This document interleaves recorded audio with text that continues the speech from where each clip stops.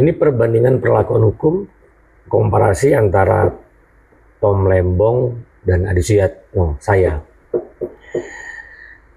Kabar Bapak Tom Lembong diperkarakan hingga divonis hukuman 4,5 tahun dalam kasus korupsi membuat masyarakat menjadi ragu, bahkan hilang kepercayaan akan proses hukum di Indonesia. Saat ini medio 2025, komentar rakyat dari yang biasa hingga para praktisi hukum ternama di Indonesia mengomentari hal yang menjadi keganjilan. Kebanyakan keganjilan itu dari sisi cara menghitung kerugian negara dan tidak memiliki mens rea atau permufakatan jahat. Di sisi saya, apa yang diperlakukan hukum di Indonesia kepada Bapak Tom Lembong itu saya anggap nggak begitu sadis ketimbang diri saya. Nah, ini saya bandingkan faktualnya antara kasus Pak Tom Lembong dengan saya. Jadi ada yang sifatnya persamaan dan ada yang sifatnya perbedaan. Nah, persamaannya, tempusnya itu Tom Lembong itu 2016, tapi di proses hukum itu 2023.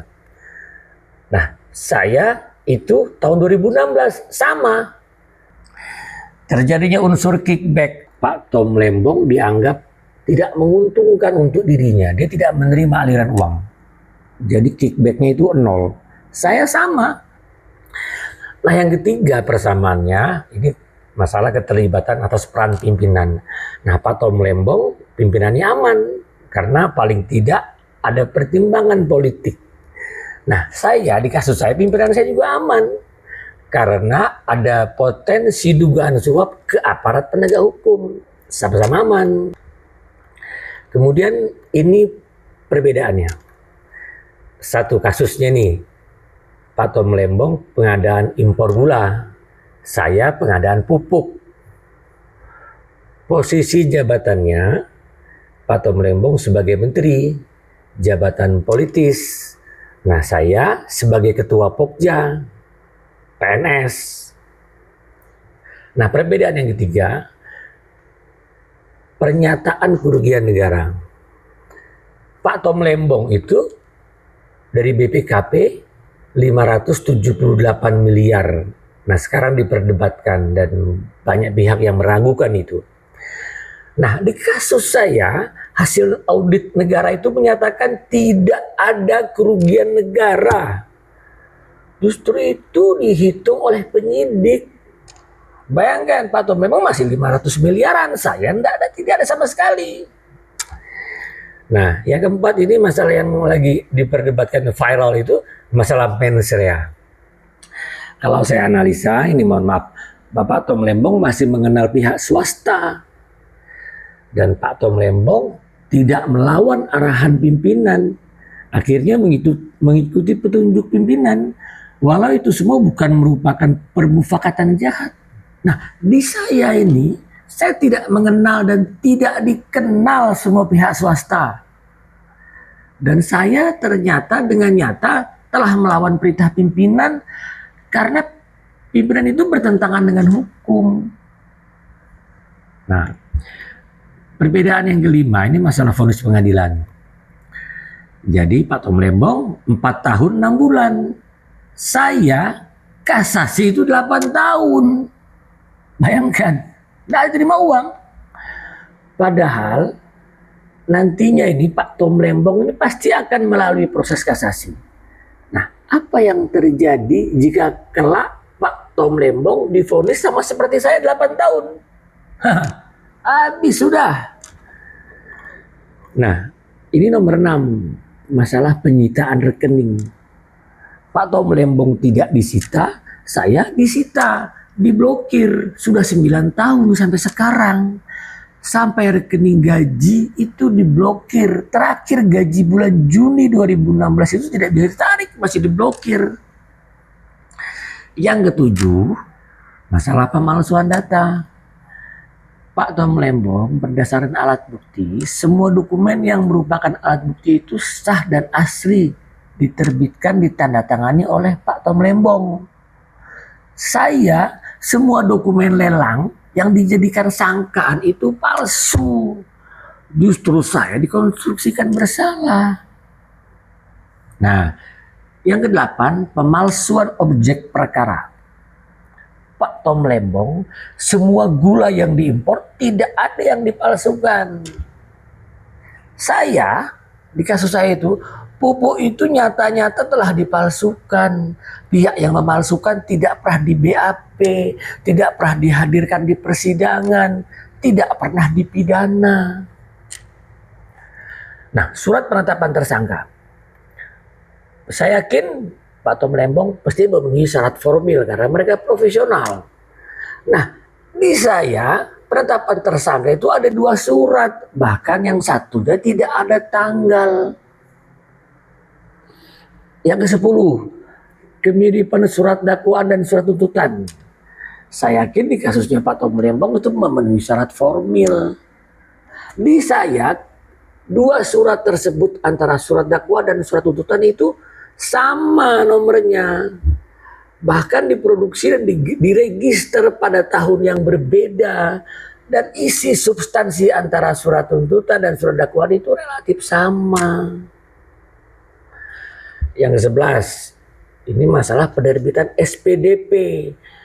Saya yakin Pak Tom Lembong pasti sesuai prosedur. Saya ini penyidik melanggar aturan. SPDP terbit 49 hari setelah sprindik. Yang nomor 12, lamanya perjalanan proses hukum.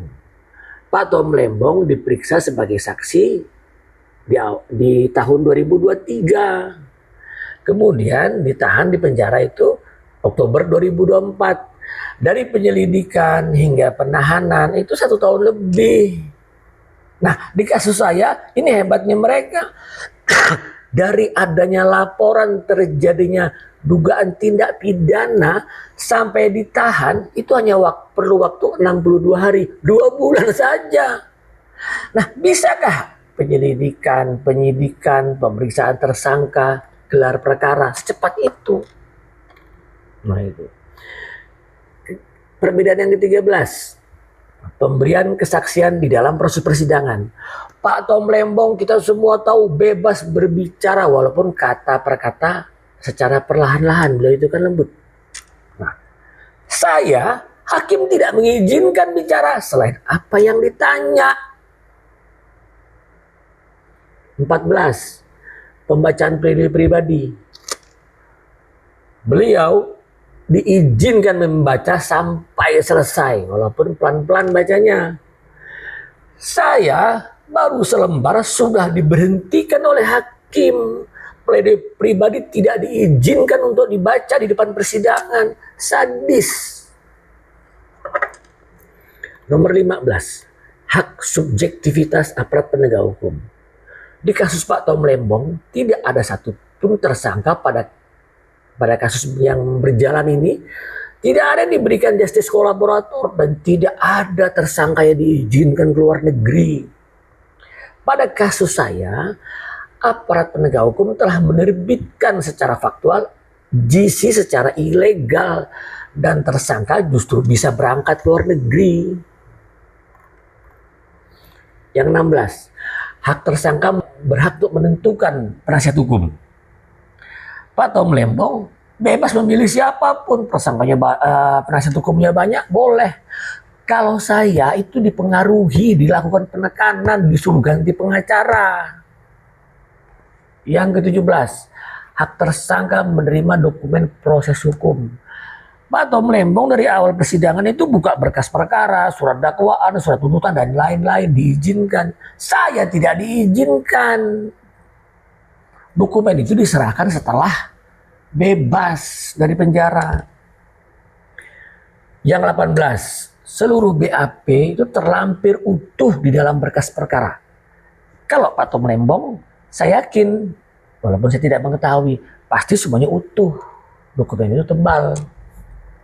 Di kasus saya, tidak semua dilampirkan. Hanya lembar pertama dan lembar terakhir tanda tangan. Materi substansi pemeriksaan tidak dilampirkan. Nomor 19, pengembangan kasus pada saat pemeriksaan di persidangan. Pak Tom Lembong itu di persidangan, kita semua tahu saksi itu bertambah untuk melengkapi alat bukti, dinamis. Di kasus saya, saksi di berkas perkara itu sama mirip dengan proses persidangan, termasuk substansi keterangan saksi. Tidak ada nama-nama saksi. Nomor 20, pemeriksaan calon tersangka. Nah, di kasus Pak Tom Lembang itu benar telah diperiksa sebagai calon tersangka. Kalau saya hanya dipanggil sama jaksa, dikasih laptop, suruh ketik sendiri, buat pertanyaan sendiri, menjawab sendiri. Tidak ditanya-tanya tuh, apakah itu pemeriksaan calon tersangka. 21. Alat bukti berupa petunjuk terjadi suap kepada APH. Di kasus Pak Tom Lembong tidak ada. Mudah-mudahan sampai akhir tidak ada itu namanya dugaan suap antara Pak Tom Lembong, pihak Pak Tom Lembong atau ke APH. Mudah-mudahan tidak ada. Saya yakin mereka profesional. Di kasus saya ada petunjuk pemberian suap itu. Tapi hasil pemeriksaan Kejati Kalbar terhadap saksi yang memberi kesaksian itu semua dinyatakan mengada-ngada, hanya bercanda. Terlalu banyak, ada 30 ganjalan proses hukum. Semua ganjalan proses hukum telah saya upload di sebuah media sosial. Intinya, saya begini tuh hanya menceritakan kepada anak saya masih kecil. Beginilah ayahnya diperlakukan oleh Kejati Kalbar dan hakim. Kalau negara tidak berbuat, ya sudah. Nah, saya berpesan kepada Bapak Tom Lembong, jika Bapak yakin benar, maka sabar saja. Memang berat, Pak. Jalani dengan ikhlas. Sekali lagi memang berat. Tapi pasti ada hikmah besar di balik ini semua. Anda dan kita semua orang beragama dan pasti meyakini Tuhan akan memberikan karma kepada mereka dan keluarga mereka kelak. Jika mereka sadar dan sengaja telah berbuat jahat kepada Anda. Paling tidak hari kebangkitan setelah kematian. Tuhan itu telah janjikan saat itu akan ada. Nah, nerakalah tempat mereka. Amin.